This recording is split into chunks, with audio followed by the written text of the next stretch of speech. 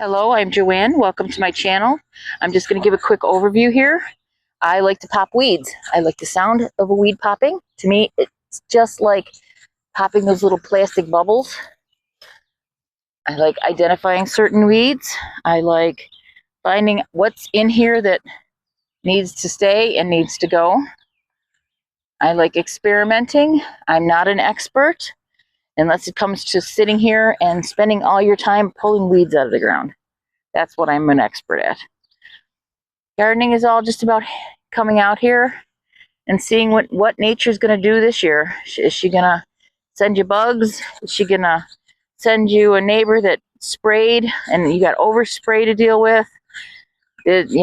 How do you get out of this? Is it a total loss? Most of the time it's not. If plants find a way to come back, it's amazing. So if you are a new gardener out there, don't get discouraged.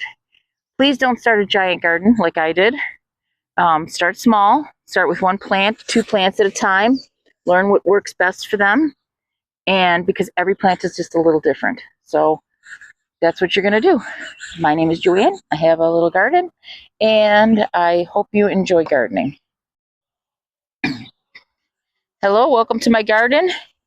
If you like to watch shows where people just come through and clean and take what was once wild and crazy and full of weeds and make it into something that looks materialistically, or I don't know, unnaturally clean in a garden where you can grow food and the weeds don't interfere with your produce or your flowers or whatever, then I'm the channel for you.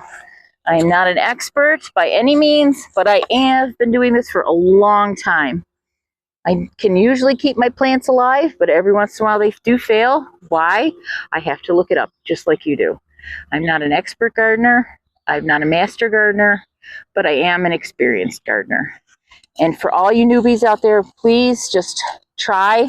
Start small with 1 or 2. Don't start with an entire production unless you have the education to back it up. Just start small. Start a little garden. Start a flower. It doesn't have to be a vegetable. Have fun in the garden. That's what it's all about. It's about being outside. And I want you to enjoy. And if you enjoy videos where you just watch somebody clean the garden and you see a lot of tape of just a garden that needs to be cleaned and then later a garden that is cleaned, then I'm the channel for you. Enjoy and subscribe if you can. If not, just give it a like. Say, thanks. I enjoyed. Okay, bye. Here's a little after of that same section. You can see I got the weeds out. My channel is about what I know about weeds. I know about thistles, dandelions, certain other weeds, matted weeds, thick weeds. I'll show you some videos where my husband is doing broad forking to loosen the soil so that I can pull the weeds. Anything you need to know weeds I get. If you're looking for information about plants, I'm going to recommend 2 that are really great for me because I happen to be in Buffalo, New York, USA, which is kind of at the top. We're northern.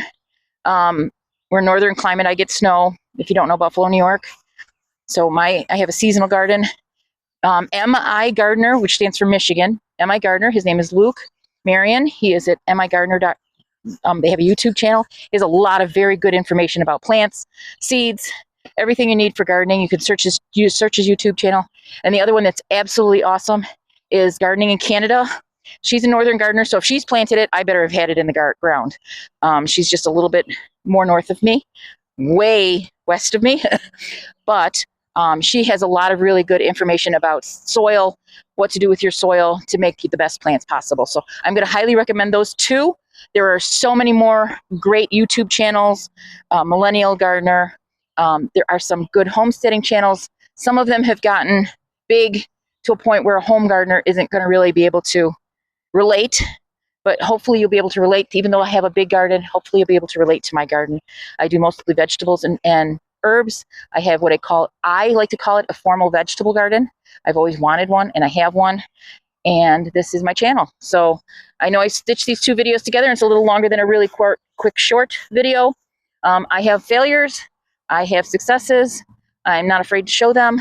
And one thing that is very important in my garden is, don't worry, we fence in the dinosaurs. We don't let them roam free. They just create havoc in the garden. So we take our Indominus Rex and we cage him. The T-Rex was free running. I think he still is free running somewhere, but I expect that he will spend the night sometime in the house tucked away. Probably somebody won't give up and we'll have them under their blanket. So this is my garden. Failures, successes, a lot of weeding. I love to weed. There's something about pulling a weed. It sounds like popping plastic. But it's not plastic. So I don't have to have that environmental concern about it being plastic that's being popped and wasted and not recycled. It's just this wonderful, wonderful sound, pulling weeds. And for anybody that doesn't know what that is, it's, if you can hear that, can you hear that? It's just that popping sound. A lot of birds today, so enjoy my garden. I hope my kids enjoy my garden. They'll probably not help me weed, but they will enjoy some of the fruits of my labor. So enjoy. Okay, quick gardening tutorial. This bed doesn't have a lot of weeds in it, but what it does have in it, I have to remove, because remember, weeds will always pull nutrients from your plants. So you want to get rid of weeds, especially things that are that have heavy root systems, that maybe will interfere with your crop. So you want to have this cleaned out.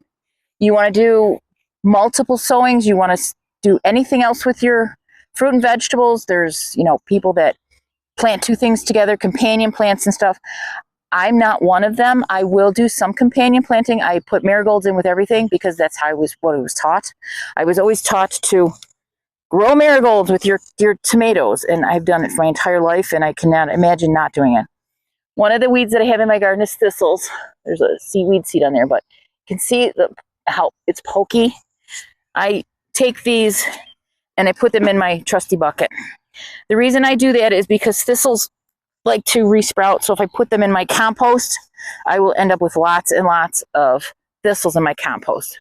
The one thing I do know about thistles is that they have a long taproot, just like you would see in a dandelion. One of the other things that thistles have is they have these sideways roots. These roots will produce more and more thistles.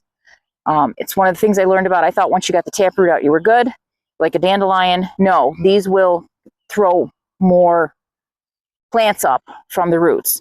So I always weed based on what I've heard it called is exhaustion. Plant weeding, where I just keep pulling them and pulling them. You pull the small ones, you pull the big ones, you pull the big ones and you keep pulling and keep pulling and keep pulling. The more that you pull the weeds out, the better it'll be. The more that you pull the small weeds out, the better it will be. So this bed happens to have a bunch of thistles in it, so I'm going to put them in my bucket. Regular weeds, or what I would call regular weeds, like grasses and stuff, I throw those into the grass, because a lot of times it is grass seeds that are growing. If they sprout in the grass, that's fine. I do not spray my grass. I don't mind that there's weeds in my grass. I just let the grass grow. Mowing usually keeps a lot of the, bad weeds away. I don't know what bad weeds would be. To me, all plants have the ability to be a weed. Usually what happens is, even my tomato plants, the rodents, or maybe not rodents. I don't really have too many rodents in the garden. I have a couple.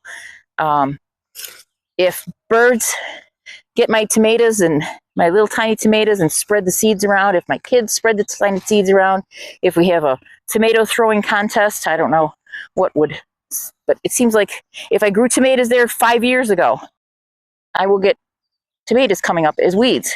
And they are plants that are growing where I don't want them to grow. And they're competing with plants that I do want to grow. But in my lawn, I don't care. They can all compete. They can have a good old time. They can fight for survival. They can feed the wildlife. They can feed the bugs. They can do whatever they want in my grass. But in my garden, I want to try to keep them out, because I want whatever nutrients are in the soil and whatever is developing in the soil to feed those plants, the microbes, whatever we call them. I'm not an expert in that, but I want them to be developed for my plants. I want my tomato plants to have tomato root feeders or tomato nematodes or tomato whatevers. I want that environment to develop for those. I don't want them to develop a place for, I guess I don't even know exactly what I'm talking about. I'm not an expert. So one of the things I do know as an expert in weeding a garden is you'll notice that I run my hand across the soil. What I'm looking for is right like this. As I run my hand, this one little thing is still here, which means he still has a root and he's planted in the ground. So I want to get rid of that. I don't know how this, and at the thistles, I want to get rid of them. What I want to do is keep pulling them until they have exhausted all of their energy trying to grow, that they can't grow anymore. That their roots just become victims to the decomposers in the soil and feed my soil. So that's how I do it. I just keep weeding, just keep weeding, just keep weeding. I love Dory, sorry. Ellen DeGeneres, you got such a great role doing that movie. Just keep weeding, just keep weeding. Just keep cooking, just keep planting, just keep, your just keep swimming thing just keeps going in my head. So I'd like to thank you for that, playing that role, and I'd like to thank the writers that wrote that. I don't have such writers, so I have to rely on using movie things. So, but this is just an onion bed for me. I am going to try this year, maybe to companion plant. Some of these onions are coming out. I think I'm going to grow tomatoes in this bed. So it's going to be an experiment for me. Gardening is all about experimentation. It's not about perfection. I always grow tomatoes. I cannot even remember a year when I didn't at least try to grow a tomato, even in my worst years. So I had one somewhere. But these are onions. These are newer to me. I've only been growing about 4 or 5 years. So I'm still learning. These were onions that were left over from last year. As some red onions, some white onions. And in my zone, my growing zone, it does get cold. I do have freezes, but these will hold over and perennialize, and they're biennials, which means they will come back year after year. But this is my channel. It's watching me weed, watching me pull weeds, watching me talk about plants, watching me talk to new gardeners to say, don't worry, don't panic. You're going to get yellow leaves. You're going to get leaves that don't look perfect. You know what? That's fine. Because if this leaf, whoops, I broke it off. If this leaf doesn't look perfect, there's still an onion down there. I can still pull that onion out. I can still eat that onion as long as it's not rotted. So it's all about just going with the flow. And to all new gardeners out there, if you like watching channels where people just clean weeds, talk about gardening without any real purpose, I am not an expert in plants. I am just an expert in pulling weeds. These onions here are starting to produce seeds, which is because it's biennial. Year 2, they will produce seeds. So I'm kind of leaving them for the seeds. And onion seeds are one, if you don't know, and I do know that onion seeds are one of the seeds that last the least amount of time in storage. They're not like a tomato seed, which I think can be 50 years old. They will not germinate. Their germination rates will plummet. So I've decided last year or the year before that I was going to grow seeds. And this is going to be the first year I'm going to get some seeds. Although that onion down there looks so good, it might be dinner because I don't see a seed pod on that one. So it's all about learning about plants. But please enjoy your garden. Okay, this is bed number 10. And it was the old onion bed that I'm letting the onions go to seed. But I've decided that this year I'm going to put the tomatoes in. I have not watered the tomatoes yet, so they're looking a little floppy, but that's okay. So what I've got in this bed now is some giant crimson tomatoes. 1, 2, 3, 4. And then I've got a mortgage lifter tomato. 1, 2, 3. A very small Cherokee purple. 1, 2, 3, 4. And then last in this bed is a Hungarian heart tomato. 1, believe it or not, 2, and that little guy right there, not the weed in the background. This guy. There's the poor thing right there. 3. I'm not worried. I'm expecting that all of these tomatoes will survive. I've got to water them right now. But this bed has been weeded. It's been done. There might be some little stragglers here and there, but for the most part, it has been cleaned up. So this is a bed that's finally been planted out with annual plants. I expect the tomatoes will get up to the top of this cattle panel that is supported on T-posts. I use metal and wire to hold it up. I'll probably come out here and support that just a little bit more. I just moved it to this bed, so enjoy gardening. Weeds, pop, pop.